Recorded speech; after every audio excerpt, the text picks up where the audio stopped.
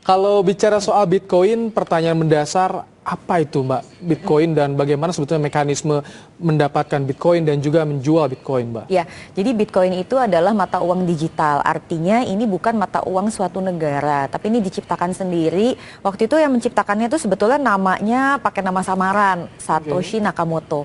Jadi itu dilempar ke dunia maya, itu istilahnya cryptocurrency. Nah, gimana sih cara orang mendapatkan Bitcoin? Ada dua cara. Yang pertama adalah membeli melalui merchant, atau mungkin kalau di sini istilahnya seperti money changer lah, kira-kira seperti itu. Tapi mereka menyebutnya adalah merchant. Kemudian yang kedua dengan cara mining atau menambang.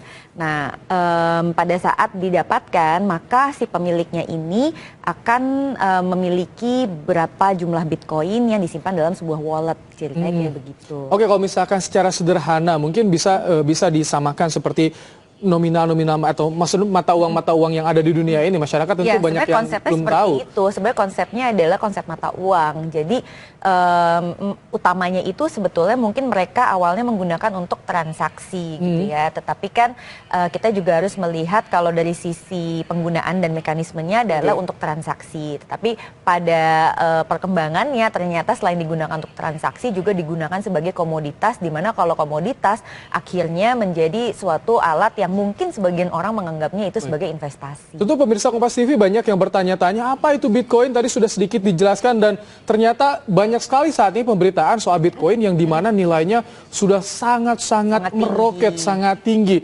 Kalau misalkan ada perubahan nilai yang sangat tinggi sepanjang dalam setahun, sebetulnya itu apa yang terjadi di situ? Jadi sebetulnya gini, kalau mata uang itu konsep kenapa dia bisa nilainya naik atau turun sebetulnya merupakan pengaruh dari hukum demand dan supply atau penawaran dan permintaan. Jadi semakin tinggi permintaan di saat penawarannya terbatas, otomatis semua orang akan berlomba-lomba mau membeli dengan harga yang tinggi. Dan itu yang terjadi saat ini dengan Bitcoin, karena telah disebutkan Bitcoin itu hanya akan ada sebanyak 21 juta.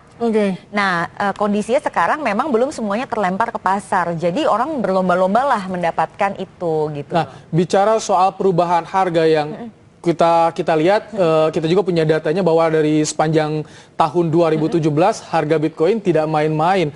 Ada keuntungan yang sangat besar di sana.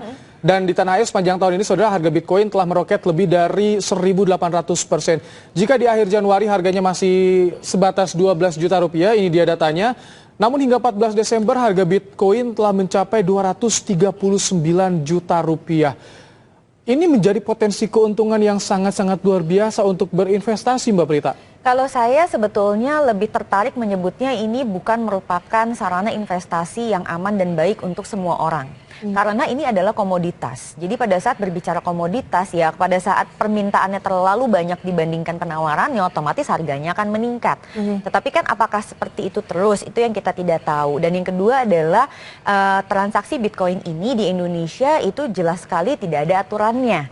Gitu. Jadi ini sebetulnya potensi resiko yang cukup besar bagi setiap orang kalau menganggap bahwa Bitcoin itu adalah sebuah alat investasi. Baik, Mbak Prita, kita akan sapa penelpon yang telah bergabung. Ada Pak Didi dari Semarang, Jawa Tengah. Selamat pagi Pak Didi.